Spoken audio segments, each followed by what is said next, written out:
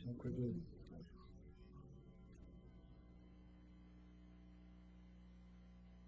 Read the minutes for last month. We're good. Of course we did. Okay. Do we have a motion to approve the minutes? I move to approve the minutes. I'll second. Those in favor? Aye. Aye. Those abstain? Those opposed? And the minutes are approved. Do we have any changes in the agenda?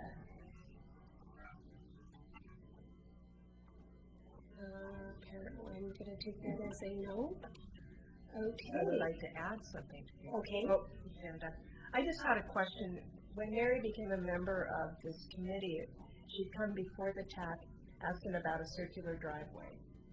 And I was wondering, are there any, rulings about having a circular driveway on a main arterial? Well, we've got driveway access rules that pretty much prohibit new and existing property from getting around through driveway. But this issue just came up, and I learned a little bit about it from Nancy. I know she's got recent kind of review of that, so maybe you wouldn't mind going through it. I wish I had my paragraph that I've written about this.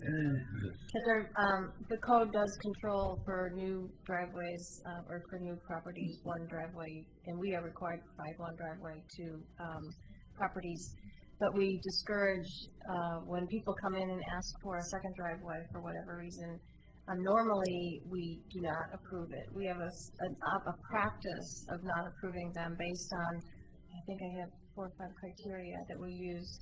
And I'd be happy to get you that email that documents that.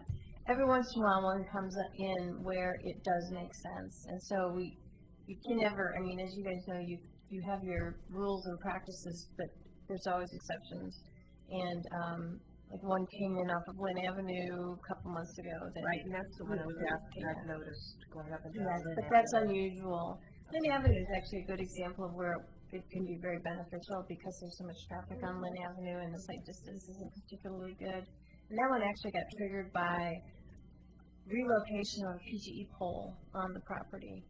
So it was sort of a unique situation, and we did approve that access point. But I'll send you that so that you understand what we normally tell people. Okay, Sure. thank you. Now we know. Hey. And John, you want me to comment on the Highway 213? I can postpone that till next meeting, but if you want me to comment on that, I can do that. So sometime during the. We call it for a future agenda item. So Blaine sent me an email asking about the traffic delays on ODOT's Highway 213, which is all those signals along there controlled through ODOT. But that'll give me an opportunity to maybe give you an update on what I hear from ODOT. Sure. Because I think that's what you want, right? Yeah.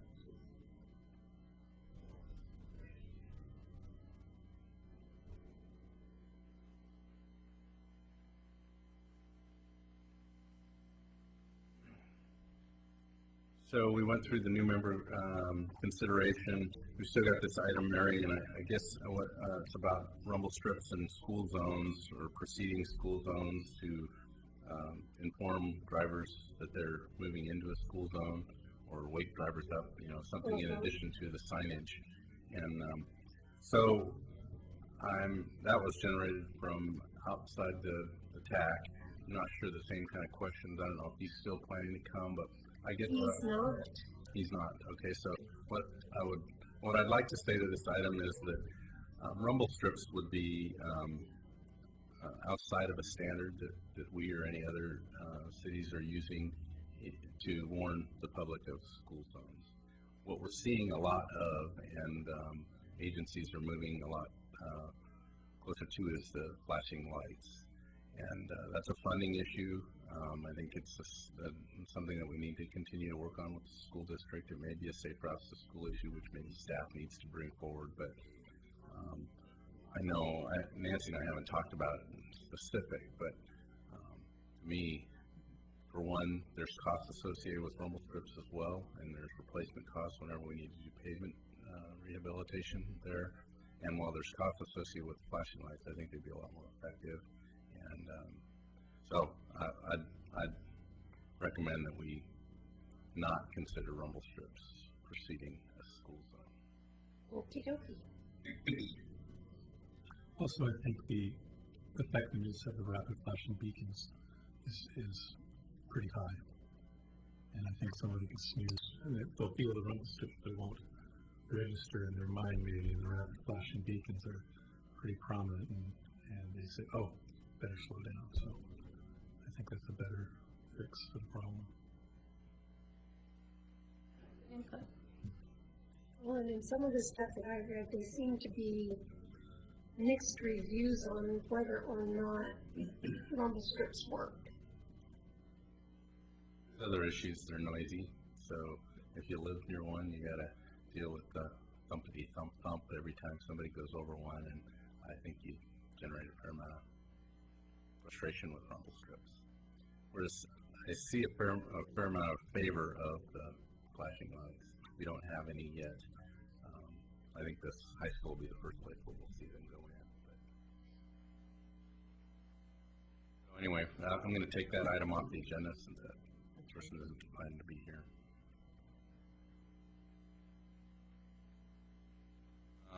And then the Highway 99E, the 3 lanes through Kenema.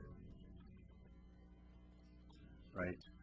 So there's an email in your packet which Nancy sent to the neighborhood chair and others, I believe. I know it's been forwarded by the neighborhood chair of the Kenema neighborhood. Mm-hmm. Oregon Department of Transportation is planning a pavement rehabilitation project, which I think starts at around Main Street, or no, it starts around 10th, and goes to the city limits and beyond. And as part of that, we've heard over, or I know we've heard about this before, but the idea of converting 99E to a 3-lane section, which would be a lane in each direction and a center turn lane. And that would provide for a safe place for vehicles to, a refuge for vehicles that are trying to turn off or turn on to 99E from the Kenema neighborhood, and a little safer route for pedestrians that want to cross 99E in the Kenema neighborhood. And we're at 2 lanes really between the Kenema neighborhood and South 2nd. It opens up just before you get to South 2nd if you're coming from Kenema. So I think the analysis has shown that it's not much in the way of a traffic impediment. It has potential for a fair amount of benefit to the people that want to turn on and off of 99 right there at Kenema. So it sounds like ODOT's considering that. I don't know if you want to add anything to that. Yeah, no, John summed it up fairly well. There's a chance that this project will not get funded this summer for preservation, but it's great to have the conversation now because we can just reinforce it if it gets postponed until next year.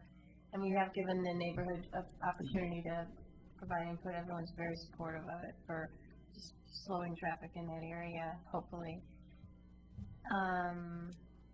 And I think what's important to recognize is one of the reasons why we don't see the capacity or the operations of the McLaughlin Boulevard between South 2nd and Kenema being impacted much by this is there's really not a lot of potential for a lot of new development with new driveways, new intersections throughout that area. So you're not going to be adding much more traffic to that segment other than what we see today or what gets added through regional growth. So from that standpoint, ODOT has studied it and they're supporting it, which is awesome. So it looks like if they fund the preservation project, the pavement project, they will be looking favorably at changing the lane configuration in that section. Would that be just in the Kenema district, or would that continue all the way down to 10th? It would start at South 2nd through Kenema. Okay, got it. Pardon? Pavement preservation. Yeah.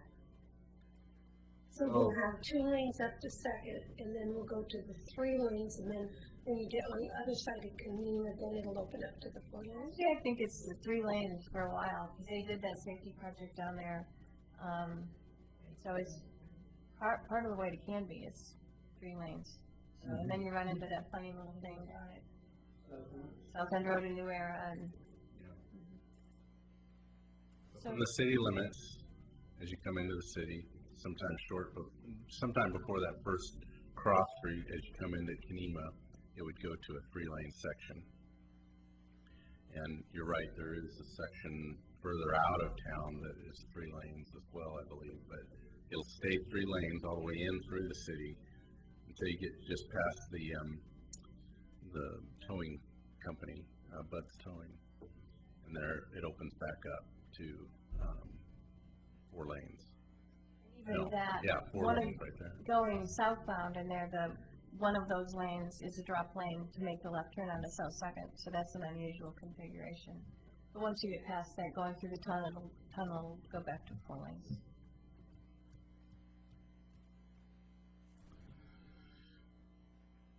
So the only other thing I'd say about this item is, we did ask for feedback from the neighborhood in terms of, well, either support or non-support. I'm wondering do we want something official from the? Sure, that'd be great. So, I guess we'll put together a letter that maybe the chair can sign. Okay. Also, I noticed that they were asking, but for the moon, about a crosswalk within that area, and I don't know if that's even feasible. The Kenema neighborhood is asking for a signal and a crosswalk. And that will take a lot more discussion with ODOT. They're not at all interested in putting a signal and a crosswalk in at this time. But we decided that that's something we could take up in our TSP and study that length. Are there other ways to just make it all in all more pedestrian friendly and be more compatible with the adjoining land uses, even though it's not a high density area at all, but that's something that needs a lot more public discussion and study and conversation with ODOT. So we look to that as a future conversation with them.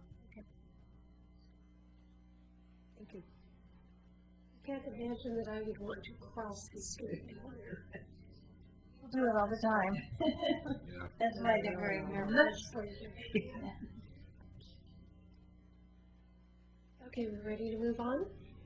Okay, and this is the Jug Handle groundbreaking ceremony that I wanted to bring up to everybody and remind us that it's going to be on May 5th at 12:30 with the program starting at 1 o'clock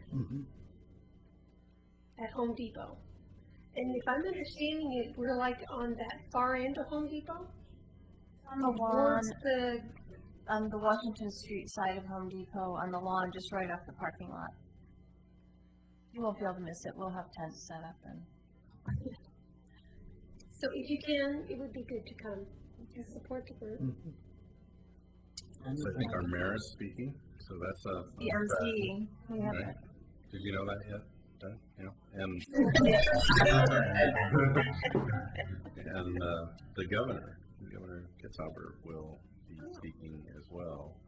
So there's good amount. The other thing is there's a significant amount of information about this project and this kickoff on the city's website. In fact, there's a dedicated.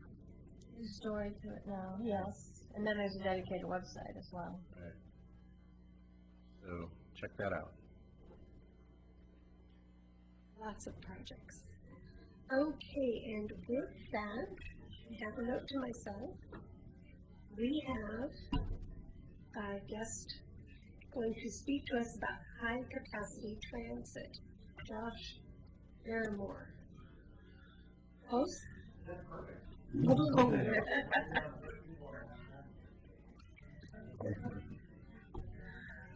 Welcome. Thank you. Thanks for having me out here. And actually, I'm going to talk a little bit too, and talking with John and Nancy. A lot of the stuff that we're packaging kind of discussed tonight is related to the development of your transportation system plan as well. So that was why we decided to kind of join all of the materials back or together. And you're the first group to be sort of the public forum for it, because we're talking about it with our Land Use Advisory Committee tomorrow morning. But really, it's only been shared with a few local staff people, and so it's the first. So I'll be practicing sort of what we'll be talking about more in the next couple of weeks. So did you get the materials in the packet, which is sort of the guidebooks? That's mostly what I'm going to be talking about tonight. Okay. And I think what I'll do is kind of walk through and just give folks a little bit of the big picture, because I don't know how closely people follow the high-capacity transit plan that Metro conducted throughout 2008 and finished in 2009. Are people familiar with that work? I think we're familiar with it. I know that I went to bits and pieces of meetings, not all of them. Okay. Well, I'll give you a little bit of a background on that, and which kind of, there's a lot of moving pieces all at once. I'm going to try to bring them all together. So we'll see how I do. So back in 2008, we started and we embarked on sort of a very high-level look at transit, high-capacity transit for the entire Portland metropolitan region.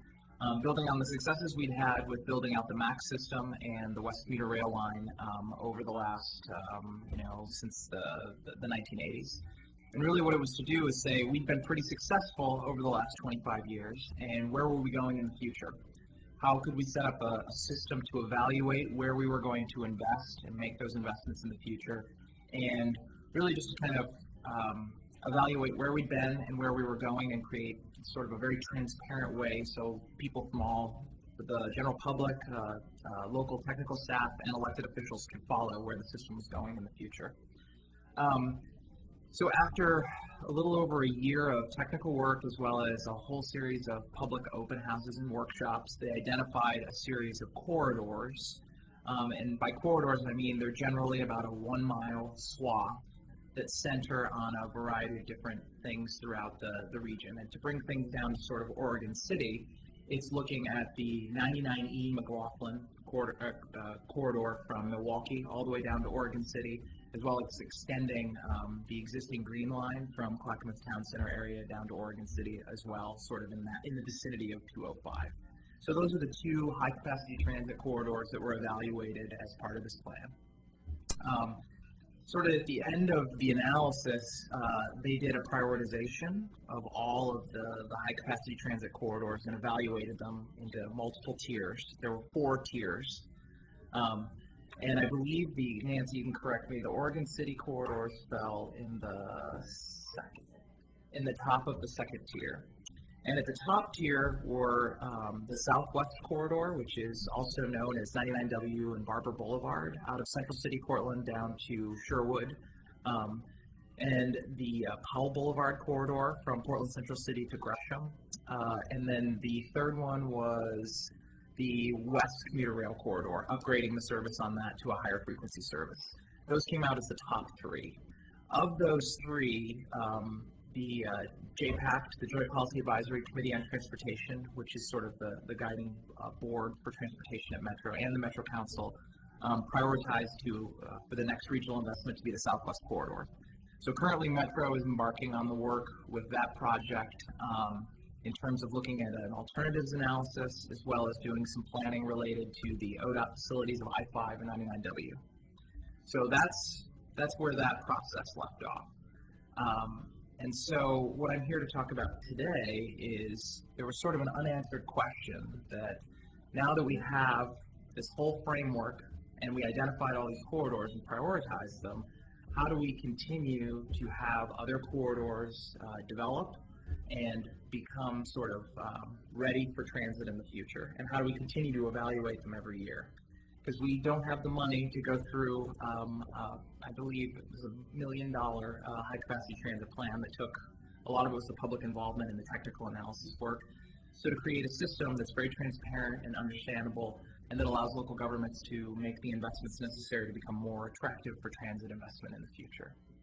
So that's largely what I wanted to come and talk about today, which is what's known as the High-Capacity Transit System Expansion Policy, which is a policy that was adopted by the region as part of the 2035 Regional Transportation Plan, which is the umbrella transportation system plan for the entire Portland metro region. Then that sets sort of the policies and rolls in some of the projects that then trickles down to the local level, for which Oregon City will be doing an update to be in compliance with all of the different policy changes with that as part of your TSP work. So for the high capacity transit system expansion policy, really what it is it's kind of in your packet of materials, is just kind of walking you through it, it's identifying what the decision-making framework is and how it fits into that. And I think the important thing to note is that there are no guarantees, unfortunately, because we don't have as many federal dollars that have been available in the past. And so really, a lot of the work that's laid out in there is going to be contingent upon what the regional decision makers make at JPAC and as well as at the Metro Council level. But what we wanted to do is give the public and local technical staff more of an understanding of the different types of variables that play strongly into becoming more attractive for high capacity transit investment in the future, so that when they're developing their transportation system plans as well as doing their comprehensive plans, that they can make these types of changes both at the policy level as well as in the way that they're investing in projects on the ground today to make themselves more attractive as we redo the analysis year after year. And then when we have the financial resources available to make the next investment in high capacity transit, that we're ready and we can choose from whichever corridors have been the most successful since the most recent time. So is this making sense so far as I'm going along? Stop me if you have questions as we're going. Okay. Yes. Would an example be a center that has housing, maybe jobs, headways? I mean, what are some of the criteria that you think that are going to be? Well, I can actually kind of dive into them. So in your packet of materials in the high capacity transit piece, it's actually on page. Or the second piece, I didn't put them in the right order, Josh. No. Oh, okay. Sorry. Well, it's on page 11 of the high capacity transit system expansion policy guidance booklet. It's near the end. It's the second to last page. And essentially, it's table 2, which is listed is the SEP 2040 context tool measures. So essentially, when we were doing the analytical framework for the high capacity transit system plan, we found that these variables tended to, well, they actually have the greatest amount of influence on the travel demand model in terms of ridership potential in the future. And the largest of that is the density of people. And we're not necessarily just talking about housing. We're talking about the balance, like you were saying, of employment and housing. So you can be very job rich or employment rich and not have as much of the housing component, or you can have both, or you can be heavier on the housing side. The other one is what's called the density of ULI businesses, which is Metro did a study back in 2007 with Fair and Peers on what is called urban living infrastructure, which are essentially various types of businesses and attractors that exist in all of our centers and corridors or commercial nodes across the region. An example that's probably easiest for people is grocery stores. There's a preponderance of grocery stores in proximity to X amount of housing. And the more of these types of businesses that are clustered in certain areas, they tend to have a greater density of people and employment. And they're more attractive for HCT investment because the market can support continued development and redevelopment in the future. Another one is transit-oriented zoning, which is essentially looking at local jurisdictions and counties' comprehensive plans, and then it's categorizing all of their comp plan designations and attributing sort of a score to it. It's just saying what the attractiveness is for locating multifamily housing, mixed-use development, clustering employment, and various land uses in the different areas across the region. Another important piece is average block size. Because the smaller your block sizes are, the better you have to parcel out property, as well as it's a sign of good connectivity for pedestrian, bicycle, and even for motor vehicle movement. Sidewalk coverage, which is the completeness of the existing sidewalk infrastructure. Bicycle facility coverage, which allows transit trips to go further and longer and have greater reach, is by having good bike access to the various facilities. And that's something that's been something new over the last few years that TriMet has been getting a lot more involved with, is bike parking across the region and really understanding the importance of having good bicycle infrastructure in supporting transit as well as the pedestrian trip. And then the last piece is actually existing transit frequency within corridors. And this is something that jurisdictions do not have control over, but this is something that it really helps to understand how attractive investment is in the future for if you're in the private, for the market environment. But it's also something that kind of shows TriMet that, you know, there are all these other types of investments that communities are making and that they've already done, and that maybe they should and warrant better and more frequent transit service. So there's sort of that element to it as well. So those are the specific measures that we're proposing to do. And the interesting thing about this, and I actually have a handout that explains it a little bit more of what the 2040 context tool is. So, yeah.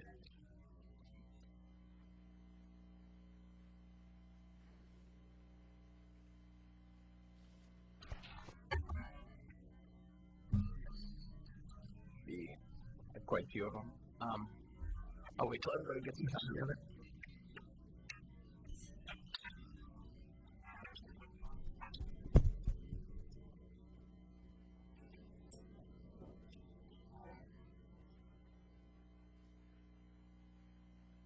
This is thank you. This is a little two-page handout that we've been working on. And this is a new development that Metro's been working on for the last year or so. Because as Nancy can kind of attest to, a lot of our planning at Metro does with forecasting into the future, but there's a lot of uncertainty that can be involved in that. And so what we've been working on is with our land use inventory and a lot of the data that we collect as an agency, we're trying to create a model that allows us to look at existing conditions on the ground today. Because it's much easier to communicate to people what exists currently and where things are than necessarily communicating what things are going to look like out into the future, because some people have a hard time understanding that.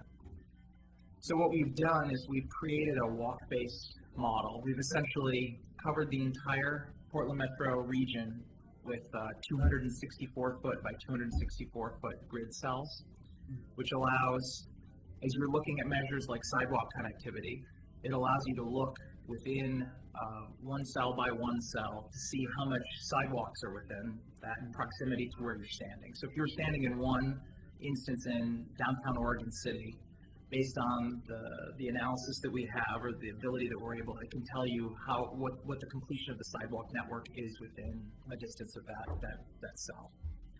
So this is an important tool because it allows us to look at the existing conditions in all the jurisdictions and in all of the corridors that were looked at as part of the high capacity transit system plan. And so this is sort of an overview of, give a little bit more detail behind what the context tool is.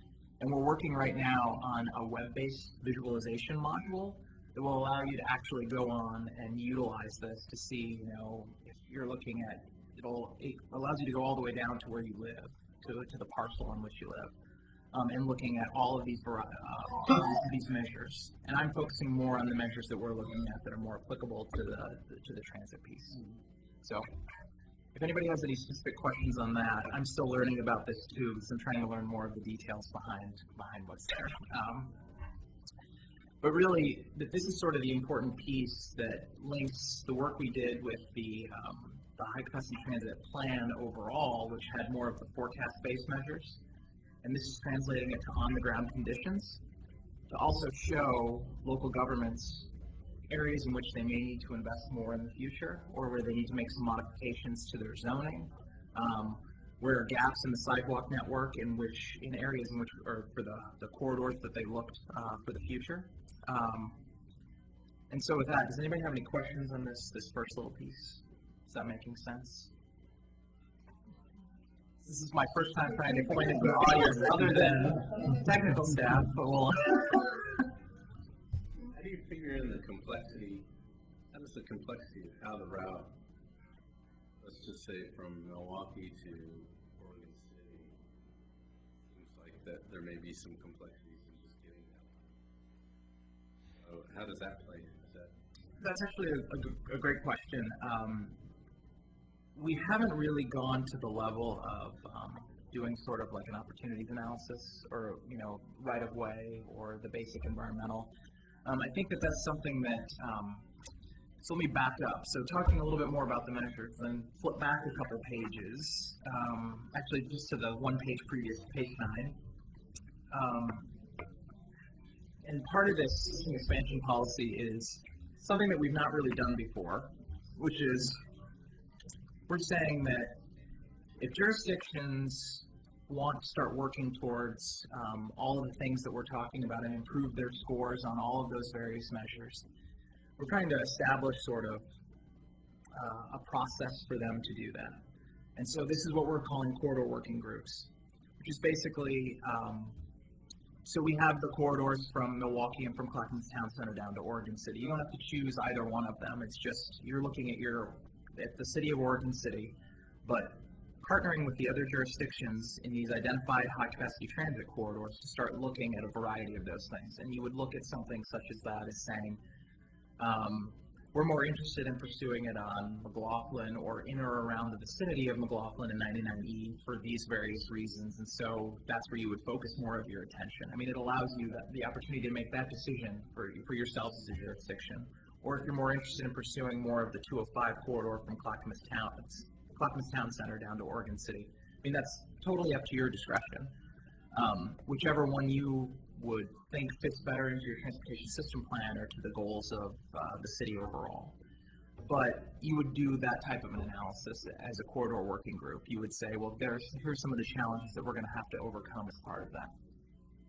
So, and I think another thing that we learned through this process, and this is something that Nancy, you pointed out, was when we were doing the analysis, some of the corridors, particularly if they ran parallel to the river or a river crossed through, you seem to be penalized for not having people per acre, and we've tried to actually clip out any of those features in which you wouldn't be able to have any development on there.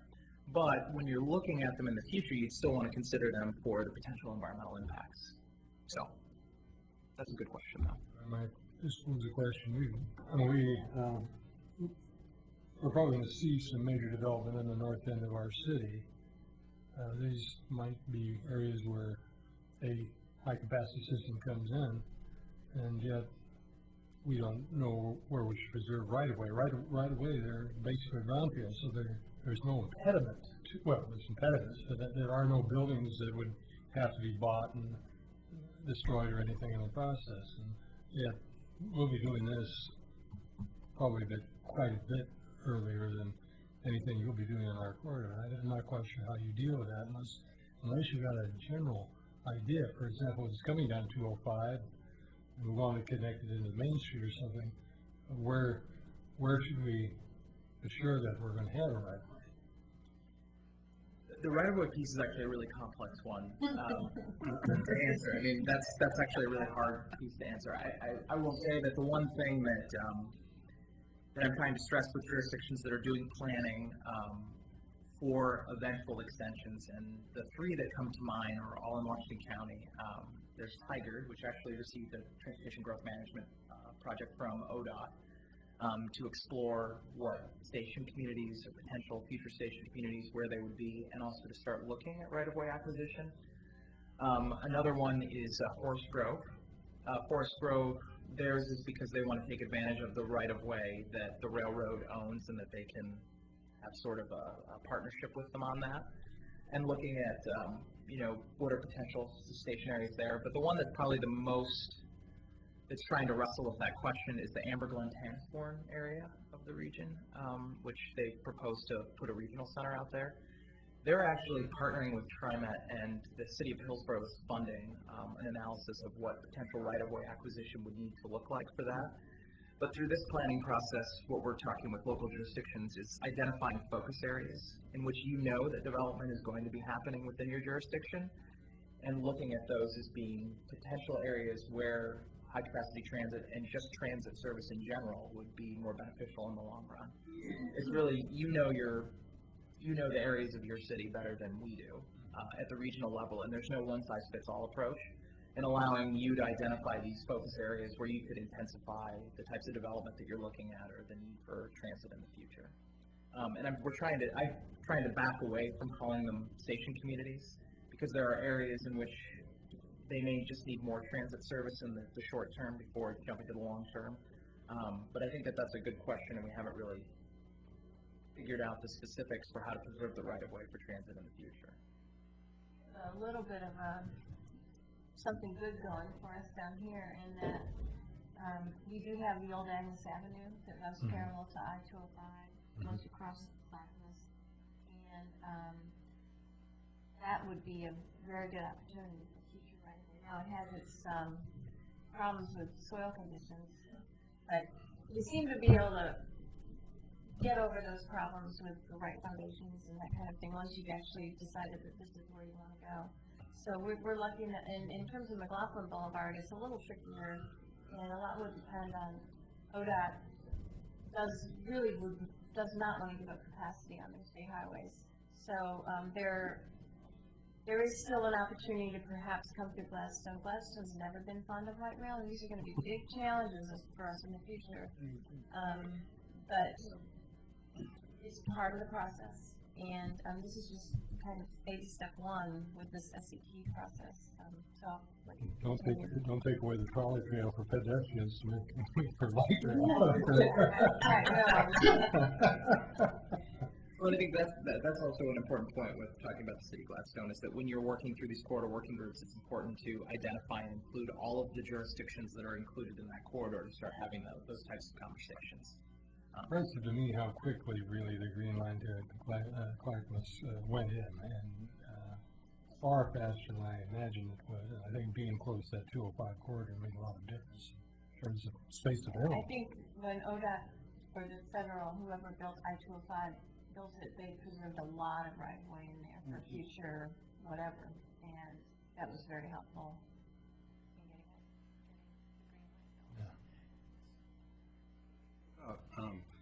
For streets, for public utilities, the cities have code and development standards that kind of make way for, right away, right?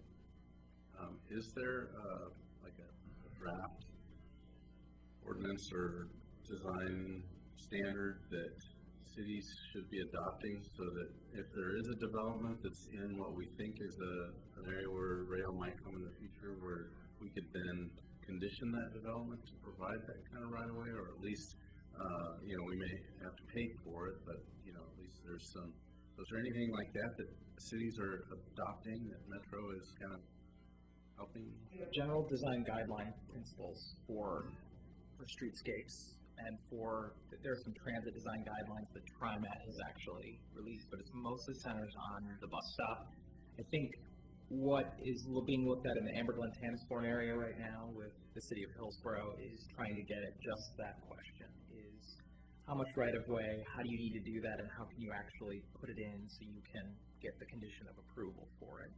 So I think that that's something that we haven't gotten to that level of detail with this, because this is at a very high-level examination of looking at these corridors. But these are all things that the corridor working groups would need to start identifying and looking at those things. And once we have a better sense of that, I think that that's something that we should probably add to this. See, this is what's helpful for me, is the right-of-way isn't a piece that immediately popped ahead when we were putting this stuff together in terms of getting to that level of detail, but that's something that I think we should probably add to the list of things to look at. Ready's used for transit, over high-capacity transit, is one more thing in your favor. Josh, I'm looking at this, and I think the mayor hit on a really important point, but I think we're looking at maybe 50 years before we get to our place in the queue around the right time frame. For construction. I think that's about right, Jonathan. So there's all this preparation that has to be done before then. And I think a lot can happen in 50 years as far as development going on.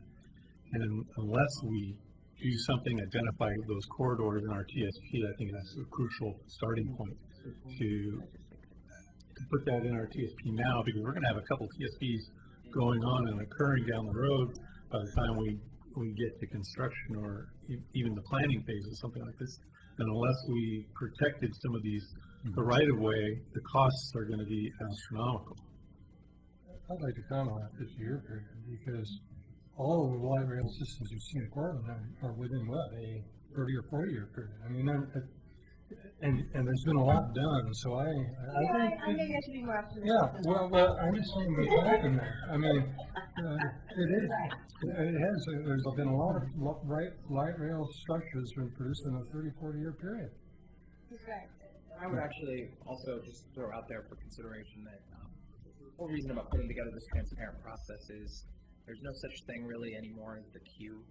The queue is really, it's the policymakers making a decision based on how things end up with this. I guess the queue would be the prioritization methodology, and as conditions and other things change, that can be modified. And also, I think that at the end of it, sort of the underwriting thing behind all of it is the resource issue. Right. I mean, we've currently seen the federal government decline in their support of transit projects. I mean, this is what's happening with the current Orange Line of the Milwaukee project is we'd assumed 50-50, and we're barely going to be able to get the 60%, 60-40, or excuse me, opposite of that. We expected 60-40, and we're barely going to get out of it with a 50-50 split. Mm-hmm. And there's a signal that there's going to be, even over the next handful of years, there's going to be less money at the federal level for support of these transit projects. And other regions all across the country are competing with us for these. Whereas when we first started constructing them, we were so far ahead of everybody else, and we were able to. It's kind of how I came about the 50-year mark, especially when there's 3 projects in Tier 1 alone, and I'm thinking 10 years per project,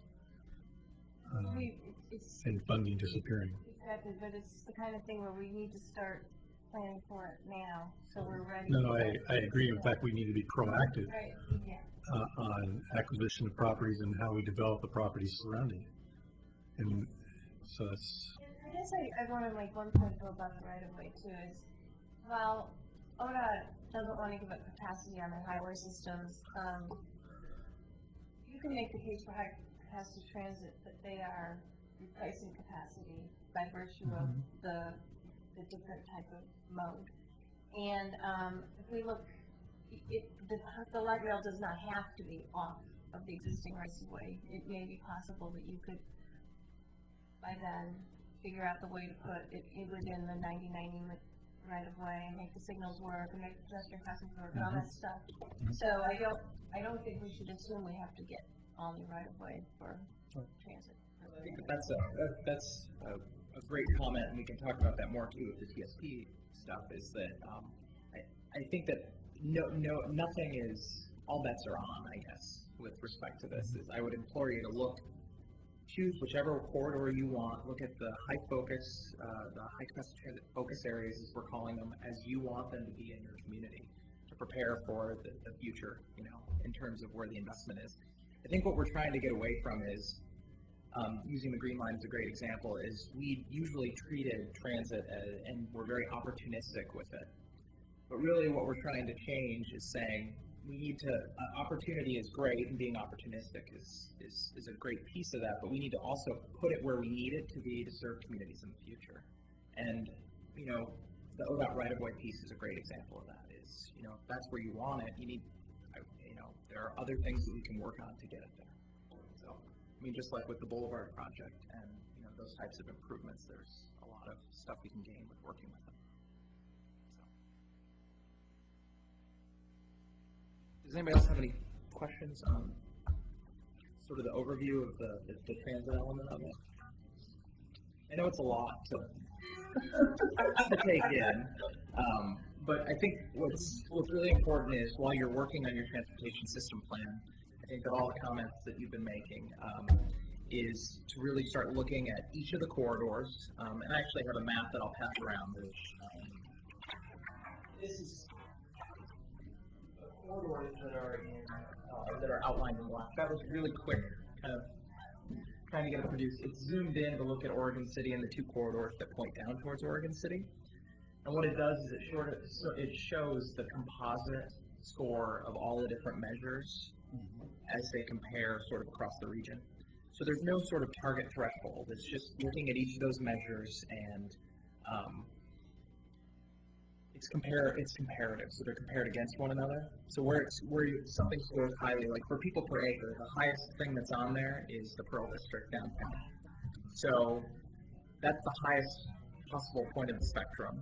So if you wanted to score highly, not saying that in order to get a high score you have to hit that spot.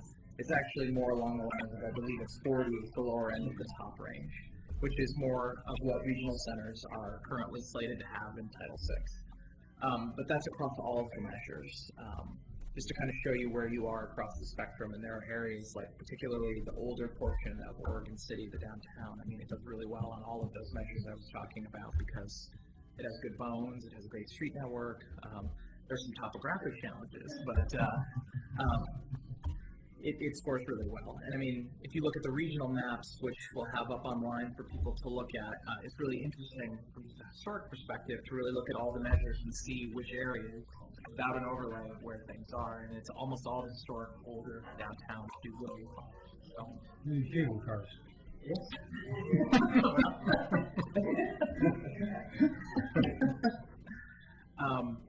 So the other thing I wanted to talk about just kind of briefly is, well, in my packet that I have, it's this is even getting further into the details. So this is something I'm sure Nancy and John will be working more with you on as you're developing your transportation system plan. So we put together another guidance booklet, and they're all being presented together for a lot of the reasons is there's a lot of overlap between them. And really for your TSPs, as part of the adoption of the 2035 Transportation Plan, Regional Transportation Plan, just this past June, there were a lot of policy changes. We went away from a strict roadway level of service-based planning. We're focusing more on a complete system. And so that's looking at each modal component of the transportation system and laying out a policy for what completeness means. So from a roadway perspective, it's trying to have good spacing of local streets at about a 1/10 of a mile, collector streets at a half mile, arterial streets at about a mile spacing, and 2 mile spacing of larger principal arterials or highway facilities. It's looking at the freight system and making sure we have adequate freight access for industrial areas and employment in commercial areas. It's looking at the bike network and looking at completeness of the bike infrastructure across the region, sidewalk connectivity. It's also looking at transportation system management and operations, which is sort of a relatively new concept, which is marrying two things, which is the more technical ITS-driven transportation solutions with signal planning, which I believe people were talking about at the beginning of the meeting, as well as demand management, which is the success of our regional travel options program, and helping educate in travel information. So there are a lot of different elements associated with that. And what we've put together is sort of an overview for the things that we'd like to see you include in your transportation system plan, as well as sort of a checklist for things to go through, which makes it a little easier for local jurisdictions and for anybody to understand sort of what the expectation level is. And we've updated it from what we had previously. So really, it's just, I guess, have a look at it because you'd be one of the first jurisdictions that's in the process of updating your TSP. So we're going to be learning along with you. And another thing is, it's not a one-size-fits-all. So there's not an expectation level that your TSP is going to look just like Beaverton's. It's going to look just like Clackamas counties.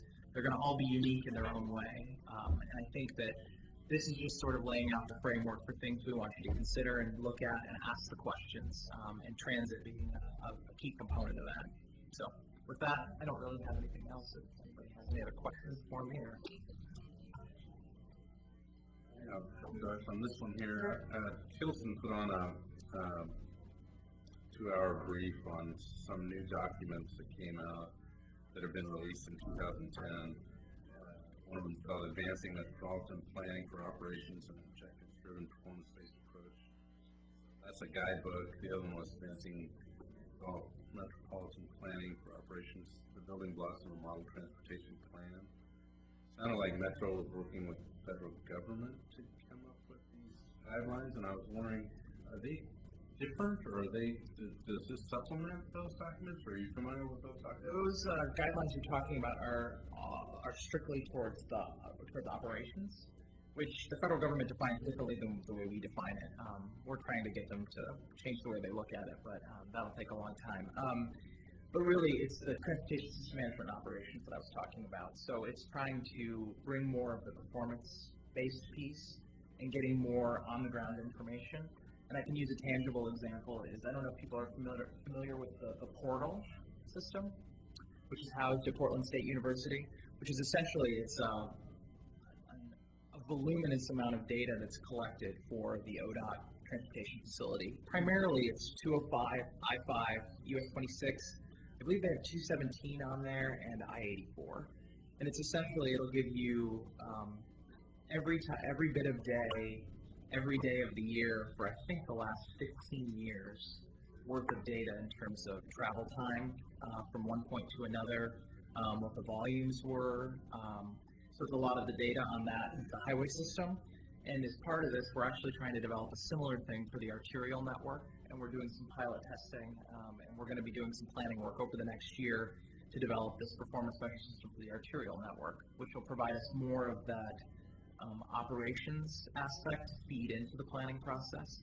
And it allows us to kind of look at all these different performance measures and make the tweaks for the low cost easier to implement solutions in the near term before we jump to sort of the longer term. So those are really key components of what we're doing. There's just sort of one piece of the pie. And it's kind of rolled into the rest of this. But that's a great question. I did. Well, this is a draft. When do they project that to be finalized? That's a great question too. So this goes out for, there's sort of an engagement with our technical advisory committees. So it goes to MTAC, which is the Metropolitan Technical Advisory Committee, that's the land use group, and then TPAC, which is the Transportation Policy Advisory Committee. That's the Transportation Technical Staff Group. It goes to them next Friday. And they're going to be discussing it this month and next month. And the target right now is for JPAC and the Metro Council to take an official action on the system expansion policy piece only. The rest of these guidebooks should be finalized. All of it should be done by June. I guess that's the easiest way to answer your question.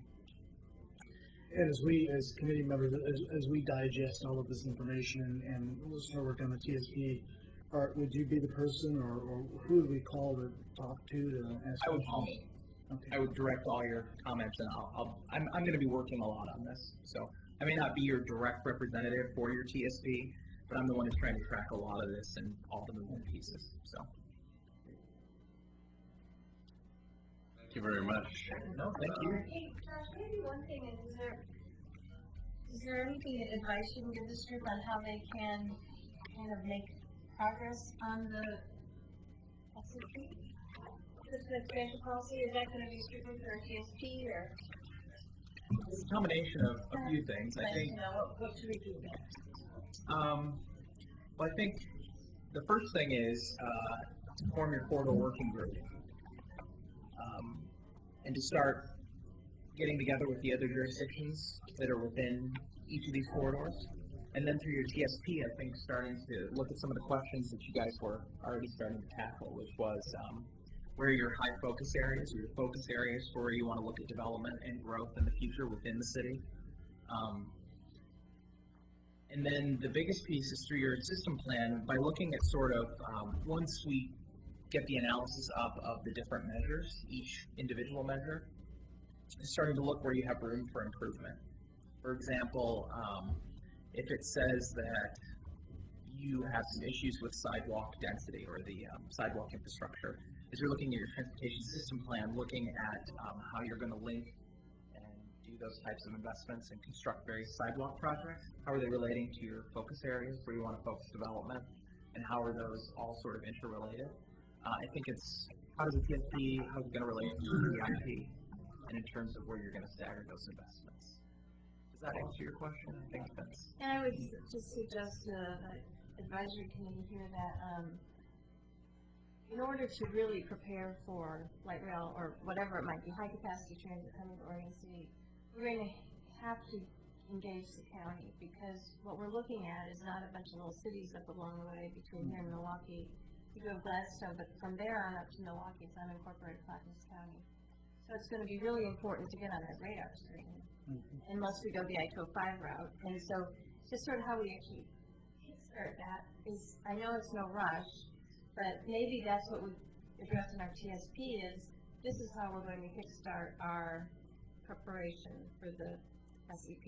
And it's just a thought, but that to engage the county is going to be very important. And I have a feeling they'll be very interested in continuing light rail to serve the rest of Clackamas County, right? But it could be a funding issue anyway. Just, that's kind of a big deal, I think, for us. And that's something that we can try to help you too, with engaging in those conversations and at least getting the ball rolling. So, Josh, on the bicycle component, do bike boulevards count, or are you looking for bicycle lanes and multi-use paths? I can actually give you a pretty detailed answer on that. It's actually a hierarchy that's associated with it. So at the top piece would be a complete off-street dedicated bike facility itself, bike and sidewalk facility like a trail, for example. And then it actually looks at green streets or the bike boulevards as being sort of the next category down, or any of the other sort of on-street bike facilities. I'm trying to remember what the name of it is, the cycle tracks. Those would be sort of, those two categories would be the highest hierarchy. Then would be on-street bike lanes. And then actually on-street bike lanes on facilities of high volume, high speed are actually not evaluated as good bike infrastructure. I think the best example that I can think of that I've been on recently is Barber Boulevard. If you ride a bike on that and cars are going by at 45 miles an hour, it's a little scary. So That's the worst example you can think of. well, you know, that's the one that came to mind that I experienced most recently. But there's a few of them.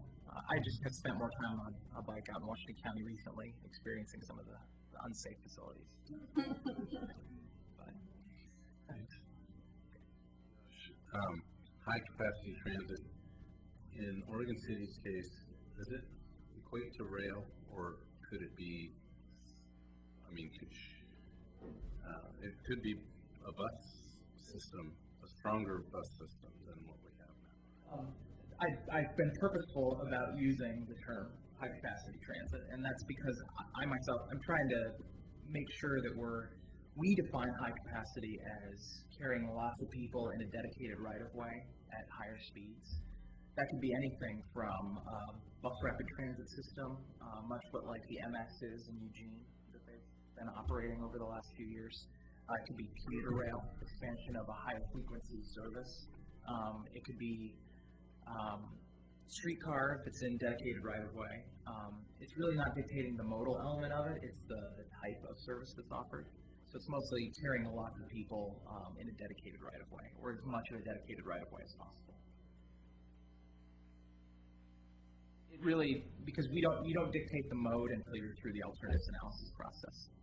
So that's kind of trying to prevent us from, previously we'd always designated, that's a light rail corridor, or that's a potential BRT corridor. So the alternatives analysis, when does that play into the process? Because it seems like if we're, thinking rail and acquisition of property, and we do the alternatives analysis, says we go, something different, that would have been, maybe not a wasted effort, but so what's I wouldn't call any of that a wasted effort for at least starting testing the waters with the right-of-way acquisition piece. I think, so the alternatives analysis piece is actually a defined process by the Federal Transit Administration.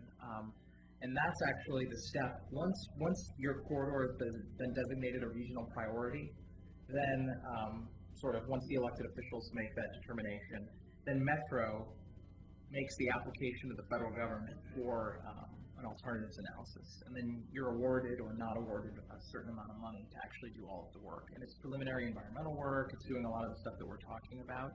But even if you're not dictating the mode, it wouldn't preclude you from starting to look and acquiring right-of-way, because the more dedicated right-of-way you have ahead of time, it doesn't matter what type of technology you're putting through it. Maybe you need less of it if you have one system over another, but the more you have, the merrier. It allows you to do other types of improvements that can help be more supportive.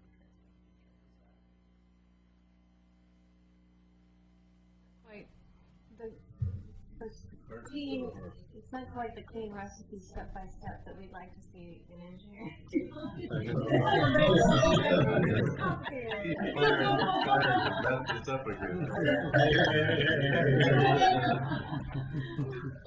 Yeah, okay.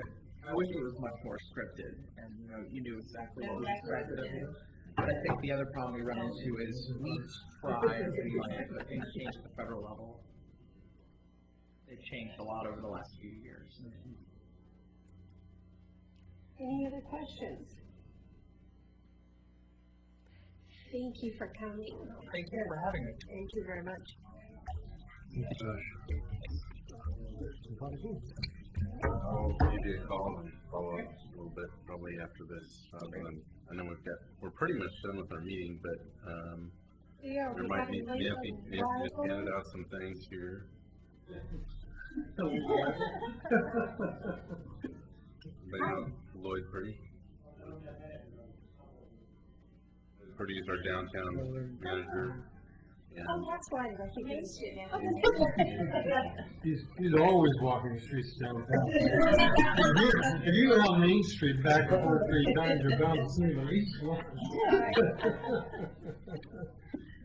Well, I'm guessing, did you come for this presentation? Okay, good. Because we've talked about how the site has to change it for the entire Main Street. But we still have to keep talking about it. okay, so that wraps up our agenda. Nancy, you passed out some information. When I go places and see things and find out stuff, I always think, ooh, gosh, I should share this with the TAC. So the first one is, either one. The one from TriMet is a project that TriMet is working on called, what's it actually called? The Pedestrian Network Analysis Project. And what they're doing is trying to analyze different locations throughout the metro area to identify improvements that can be made for the pedestrian system in those areas. And in which case, once we have this list of improvements in different areas, they'll actually have some projects that are ready to go. It should funding become available. And then, which is really handy to have some good planning that's already happened. And Oregon City happens to have one of the locations. It's actually up in the Clackamas County Red Soils area, Warner Milne, Beaver Creek Road, Molalla Avenue area. So I wanted to let you know about that, what's been going on. And it's just informational, you know what's going on around and how important this stuff is. And then the other thing, I was at the American Public Works Association conference a couple weeks ago, and the City of Portland gave a presentation on new guidelines that they're assisting with for bicycle infrastructure design. And it's not exactly quite adopted at the level like the MUTCD, the Manual of Uniform Traffic Control Devices, that has to be approved by Federal Highway Administration. But it is being very well accepted throughout the United States in cities that are really trying to be way, way, way active in providing better bicycle facilities. And they have a website that is really cool. You can go into their website and it gives different examples. It has great graphics where you can say, what does that look like? And I thought you might be interested in this brochure as well, because it provides a really great summary of some of these new design techniques. Some of which you've probably seen in Portland, but then it also talks about the cycle tracks, which that's sort of a new thing that folks are doing around the region to provide a better location for bikes so they ride more often. Anyway, that's a little background on that brochure. This is a great picture. You should convert our main street into a one-way street for this, dedicated to bike lane. No, we're gonna be sharing. We're gonna be sharing the road on our main street. Share roads. I can't believe you just said that.